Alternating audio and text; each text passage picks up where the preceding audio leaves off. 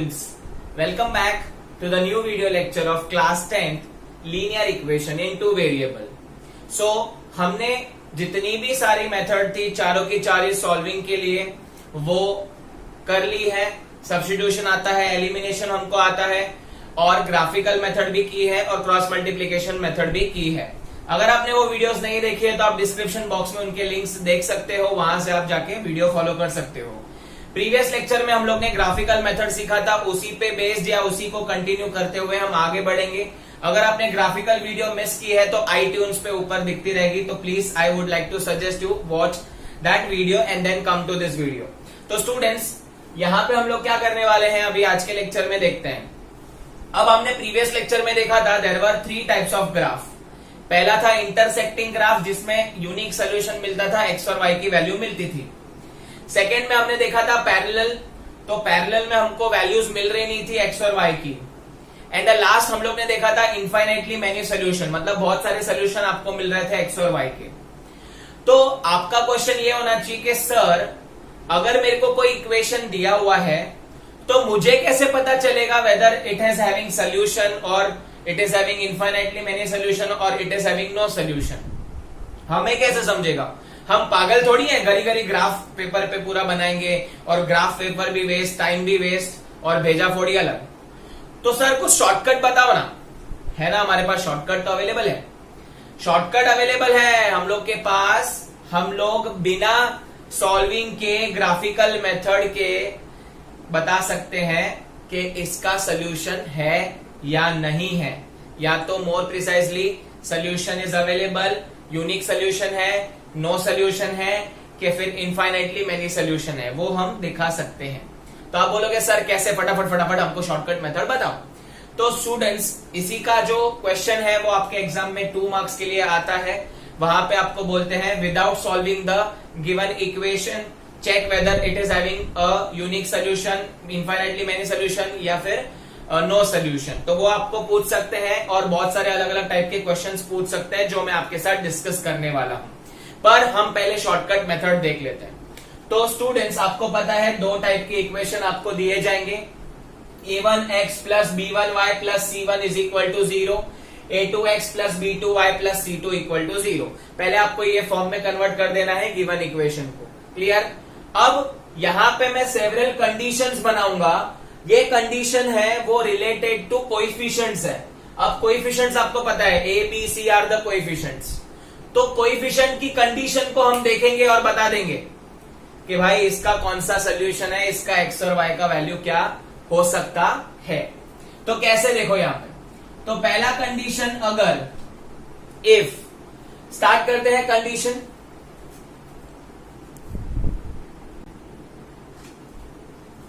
Late us start with first condition students. अगर मैंने a1 upon a2 का value check किया and if it is equal to b1 upon b2 का value, if coefficient मैंने लिया a1, यहां से लिया a2, यहां से लिया b1, यहां से लिया b2, दोनों का वैल्यू इक्वल है and not equal to c1 upon c2, and c1 upon c2 भी ले लिया. और मैंने ऑब्जर्व किया इन दोनों का सिंप्लीफाई करने के बाद कि इनके जो कोएफिशिएंट है उसमें a1 upon a2 equal to b1 upon b2 आ रहे हैं, but c1 upon c2 equal नहीं हो रहे. तो ऐसी अगर कंडीशन आपको मिली इन गिवन इक्वेशन, वो तो हम डायरेक्टली सब्स्टिट्यूट करने वाले हैं, तो इजी काम है.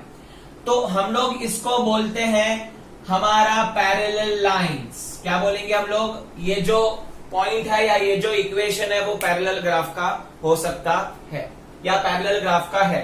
तो आपको पता है पैरेलल ग्राफ को मैंने नाम दिया था क्रश ग्राफ. क्रश और आप कभी मिलोगे नहीं, सो सैड. तो सोल्यूशन होगा क्या? No solution, no solution. ठीक है. अब वो जो लास्ट कॉलम है उस पे मैं आता हूं, वो क्या है वो हम सीखने वाले हैं. ये टेबल बहुत इंपॉर्टेंट है, मैं बहुत ही इजी वे से आपको बताऊंगा कि how to remember this, how to memorise this, एकदम इजी वे से. खाली आप अभी पहले कंडीशन देखते जाओ. तो first condition a1 upon a2 equal to b1 upon b2 not equal to c1 upon c2. Lines are parallel, parallel है, क्रश ग्राफ, नो सोल्यूशन, मिलेंगे नहीं. Now let us come to second condition. if a1 upon a2 not equal to b1 upon b2, if a1 upon a2 not equal to b1 upon b2, a1 लिया a2 लिया, b1 लिया b2 लिया, substitute किया, पता चला दोनों equal नहीं है, c1 c2 का छोड़ दो, c1 c2 का कंडीशन मैटर नहीं करता इधर।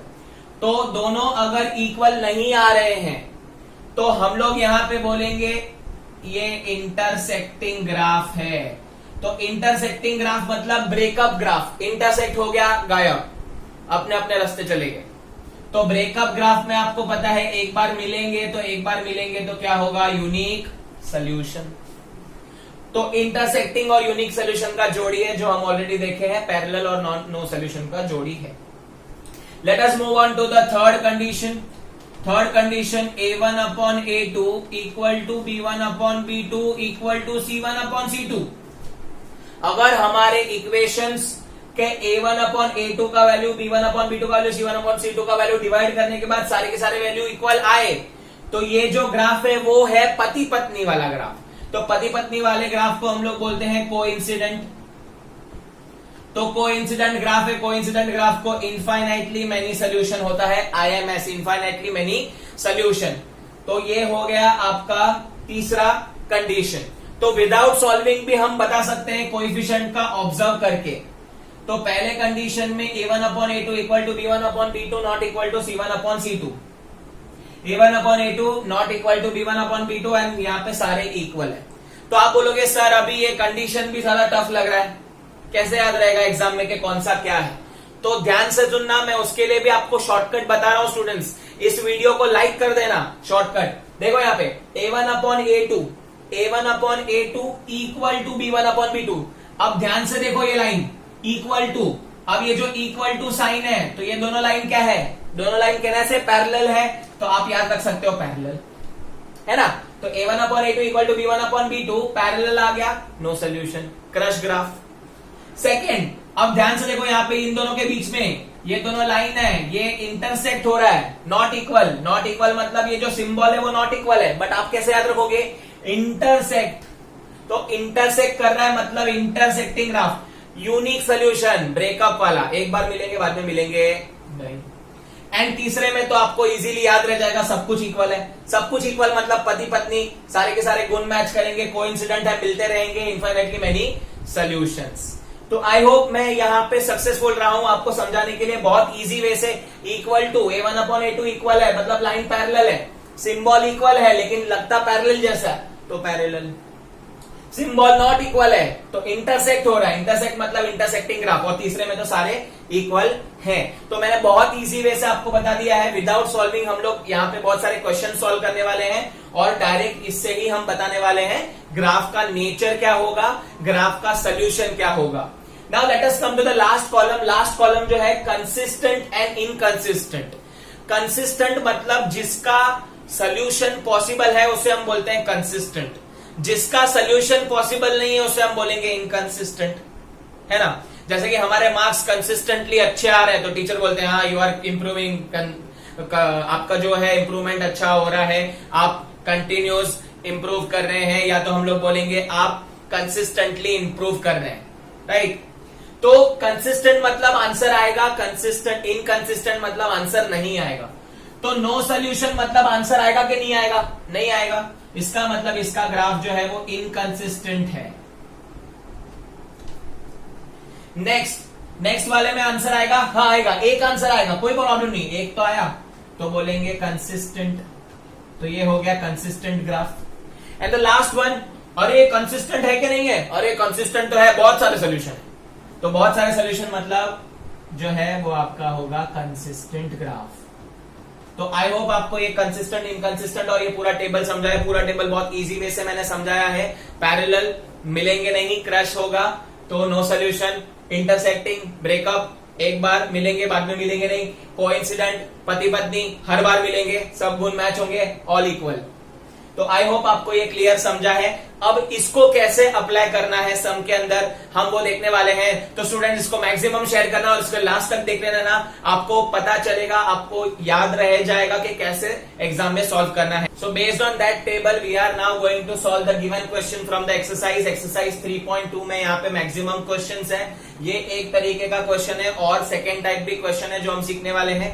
पहले यहाँ पे हम लोग सिंगल देख लेते हैं। ये क्वेश्चन जो है क्वेश्चन नंबर सेकेंड है, उसमें पूछा क्या है, on comparing the ratio A1/A2, B1/B2 and C1/C2 find out whether the given lines intersect at a point और दे आर पैरेलल और दे आर कोइंसिडेंट। तो हम लोग को चेक करना है कि जो गिवन लाइन है उनका ग्राफ जो है या तो पैरेलल आएगा या तो कोइंसिडेंट आएगा या तो क्या आएगा स्टूडेंट्स, इंटरसेक्टिंग। अब मैं आपको यहाँ पे एक सजेस्ट करना चाहता हूं चीजें, आप खाली इतना मत बताओ कि पैरेलल है या इंटरसेक्टिंग है या नॉन इंटरसेक्टिंग है। आप यहाँ पे क्या बताओ पता है, आप सब कुछ लिख दो, बहुत अच्छा पड़ेगा आपके लिए, है ना, और अच्छे मार्क्स भी मिलेंगे। टीचर को पता रहेगा कि हाँ इसको आता है, एग्जाम में लिखा तो आपको सब कुछ लिख देना है। क्या क्या लिखना है, पहले तो nature of the graph, parallel है, इंटरसेक्टिंग है या कोइंसिडेंट है, वो लिख दो।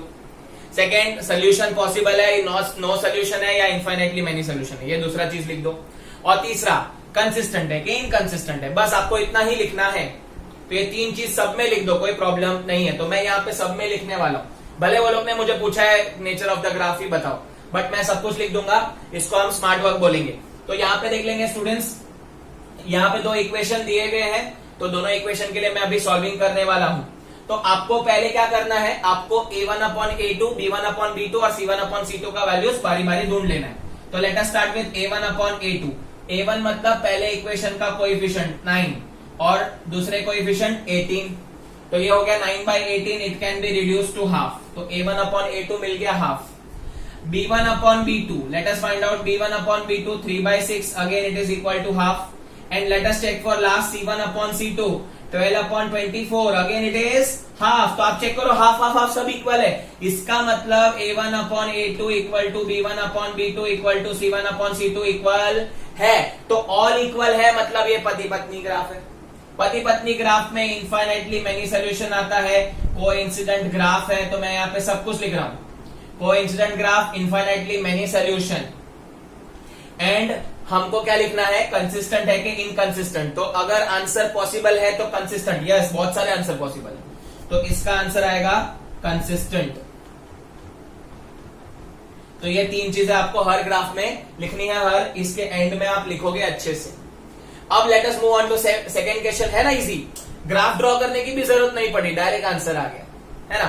तो ये 2 मार्क के लिए क्वेश्चन आता है एग्जाम में। Let us move on to another question. A1/A2 ढूंढते हैं 6/2, तो ये आया 3। B1/B2, don't forget the minus sign also, तो -3/1 that is equal to -3। C1/C2, 10/9, इसका तो कुछ रिड्यूस नहीं कर सकते। तो आप देख रहे हो यहाँ पे A1/A2 not equal to B1/B2 मिल गया। नॉट इक्वल मतलब यहाँ पे साइन क्या दर्शाती है, इंटरसेक्ट हो रही है। तो ये ग्राफ क्या है, इंटरसेक्टिंग। तो इंटरसेक्टिंग मतलब कौन सा ग्राफ, ब्रेकअप ग्राफ। सोल्यूशन है, हाँ है। कौन सा सोल्यूशन है, यूनिक सोल्यूशन। अब यूनिक सोल्यूशन है तो सोल्यूशन आ रहा है, इसका मतलब कंसिस्टेंट। तो ये तीन चीजें आप लिखोगे और 2 मार्क जेब के अंदर। तो आई होप आपको ये समझा। Let us move on to next question number 3। देखो, on comparing the ratio A1/A2, B1/B2, C1/C2 check whether the following pair of linear equation are consistent और इनकंसिस्टेंट। तो सिर्फ हमें बताना है कंसिस्टेंट है कि इनकंसिस्टेंट है। बट मैंने आपको पहले बोला था हम लोग यहाँ पे तीनों भी लिखेंगे, कोई प्रॉब्लम नहीं है और कोई बुरे वाली बात भी इसमें नहीं है। तो तीनों चीज हम लोग लिख देंगे तो हम लोग को पता चल जाएगा और टीचर को भी पता चलेगा अच्छा लिख रहा है। तो स्टार्ट करते हैं। यहाँ पे मैंने थोड़े फ्रैक्शन वाले सम लिए हैं, एक्सरसाइज 3.2 का थर्ड का सेकंड ले रहा हूँ। थोड़ा सा यहाँ पे फास्ट जाऊंगा because I need to solve the type 2 also. तो देख लेते हैं which is based on the same thing. तो यहाँ पे हम लोग वापस लिख देंगे। यहाँ पे पहले तो देख लो, यहाँ पे स्टैंडर्ड फॉर्म में नहीं है तो 7 को यहाँ पे लेके आओ, 14 को यहाँ पे लेके आओ, यहाँ पे भी 8 को यहाँ पे लेके आना पड़ेगा, 12 को यहाँ पे लेके आना पड़ेगा। बट पहले मैं इसका सॉल्विंग कर देता हूँ। तो 3/2x plus 5/3y is -7 is equal to 0। Then next is 9x minus 10y minus 14 equal to 0। तो गड़बड़ नहीं होनी चाहिए, तो ये फॉर्म में आपको लेना है। अब आगे बढ़ते हैं students. A1/A2 a1 upon a2 fraction है, ध्यान से करना। a1 का वैल्यू है 3/2 divide by 9।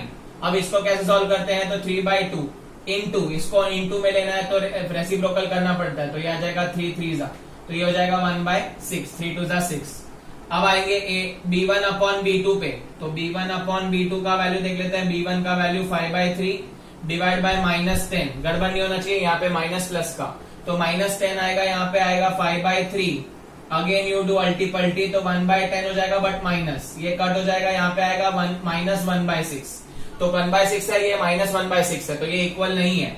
Let us check for C1/C2। C1/C2 है -7/-14, तो दिस विल अगेन 1/2। तो आप चेक कर सकते हो a1 upon a2 not equal to b1 upon b2, तो ये सिंबल है नॉट इक्वल का, बट हम इससे क्या समझेंगे, इंटरसेक्टिंग लाइन है, तो इंटरसेक्टिंग लाइन होगी तो ब्रेकअप वाला ग्राफ होगा। इंटरसेक्टिंग लाइन का सोल्यूशन क्या होता है, यूनिक सोल्यूशन होता है, और ऑब्वियसली ये लाइन क्या होगी, कंसिस्टेंट होगी, क्योंकि इसका एक आंसर तो एटलीस्ट पॉसिबल होगा।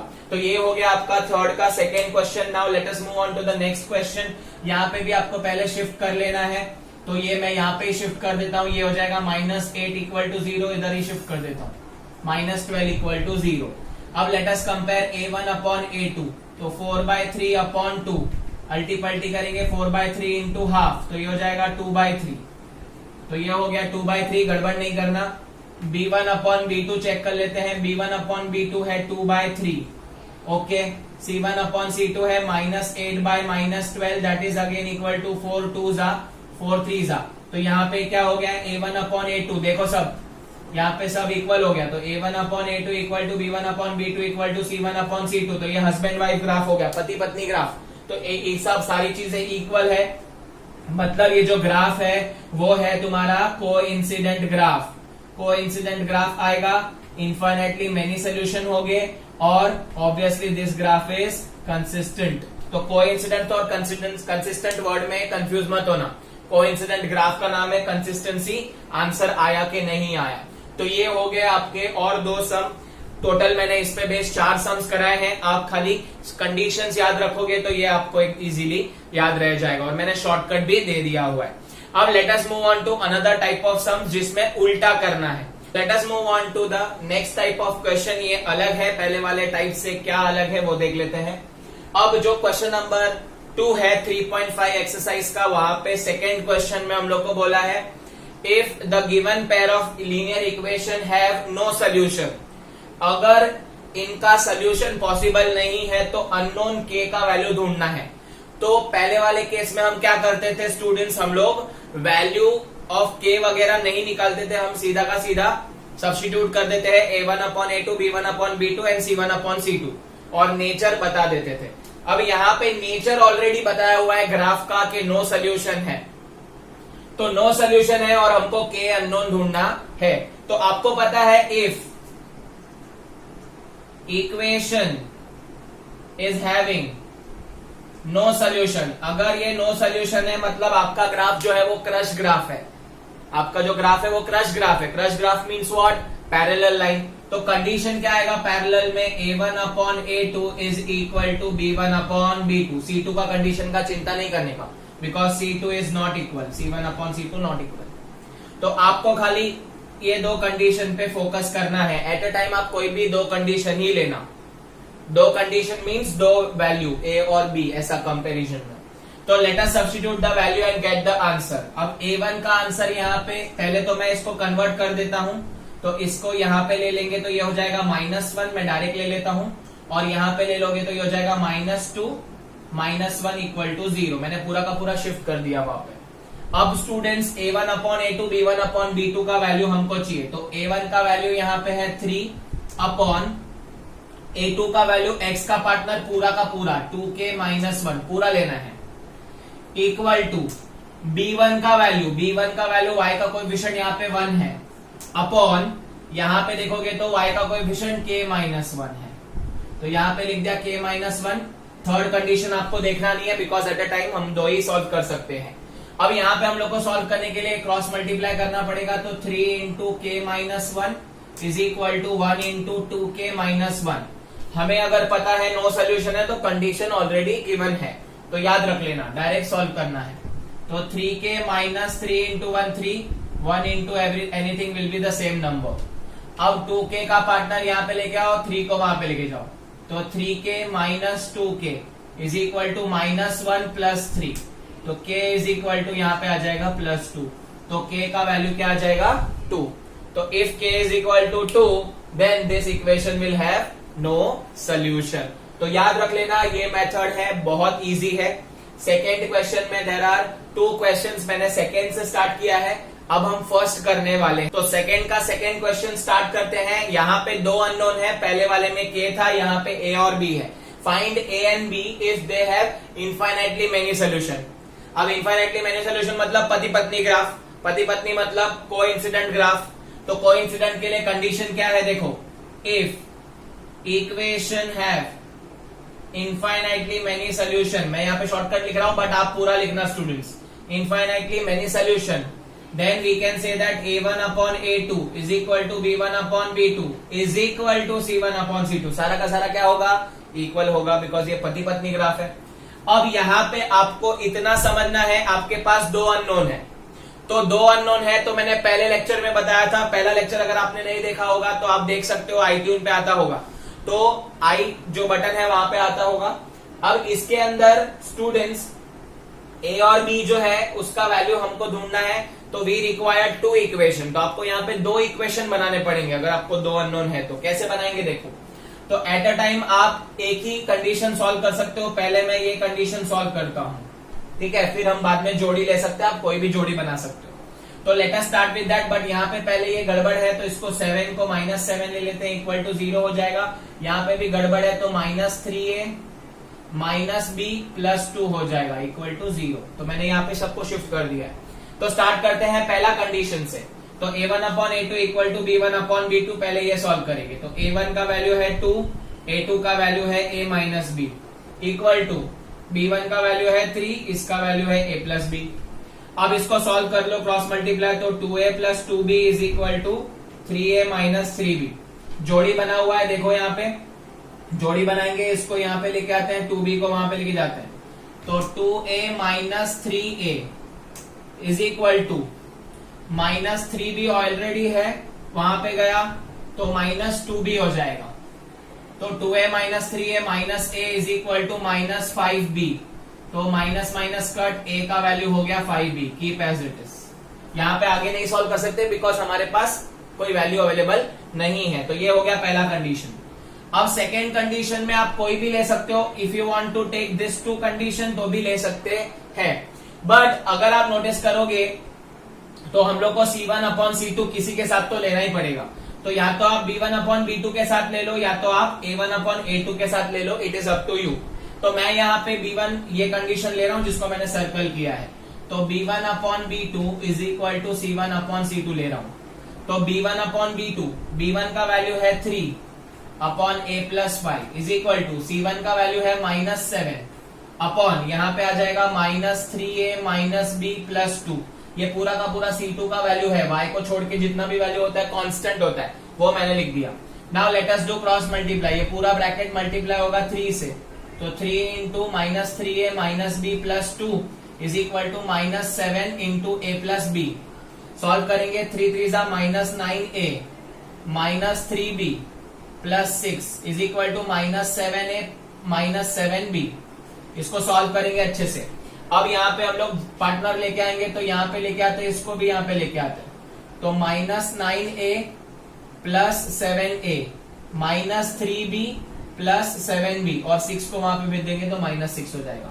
-9a plus 7a minus 9a plus 7a हो जाएगा -2a, minus 3b plus 7b plus 4b is equal to -6। अब ये हो गया दूसरा इक्वेशन, यहाँ पे भी a और b का वैल्यू अवेलेबल नहीं है, बट यहाँ पे हम लोग कंडीशन के हिसाब से डाल सकते हैं। a के बदले मैं 5b डालता हूँ, तो a के बदले हम लोग लिख देंगे 5b, a के बदले 5b लिख दिया, plus 4b is equal to -6। तो देखो इजीली मिल जाएगा, ये हो जाएगा -10b plus 4b is equal to -6। Now I am solving it here, यहाँ पे सॉल्व कर लेता हूँ, ठीक है स्टूडेंट्स। तो यहाँ पे देख लेंगे यहाँ पे कैसे सॉल्विंग होगा, ये अलग पार्ट है। तो -10b प्लस 4b कितना हो जाएगा -6b इज इक्वल टू -6। तो तो b का वैल्यू आ जाएगा -6/6 दैट इज 1। तो b का वैल्यू यहाँ पे मुझे मिल गया 1। अब ये जो b का वैल्यू मिल गया मुझे a में डालना है, तो a is equal to 5b है, तो a is equal to 5 into 1, तो a इज इक्वल टू 5। तो कोई भी दो कंडीशंस आप कंपेयर करके इजीली दो इक्वेशन के टाइम, दो अननोन के टाइम आपको दो कंपैरिजन करना पड़ेगा। अगर एक अननोन है तो आप कोई भी एक कंडीशन ले लो तो इजीली आपका सॉल्व हो जाएगा। तो आई होप कि आपको ये पूरा का पूरा कॉन्सेप्ट समझा है। ये एक छोटा सा टॉपिक है but it is very important for exam point of view. ये एमसीक्यूज में भी आ सकता है, 2 मार्क्स क्वेश्चन में भी आ सकता है। Student section A section B का ये फेवरेट क्वेश्चन है। या तो अननोन ढूंढने बोलेंगे या तो नेचर फाइंड करने बोल सकते हैं। तो आई होप आपको आज का ये लेक्चर समझा है। अगर आपको ये पसंद आया है तो इसे लाइक कीजिए, इसे आपके दोस्तों के साथ शेयर कीजिए, हमारे चैनल को सब्सक्राइब कीजिए। And thanks for watching this video. Keep learning.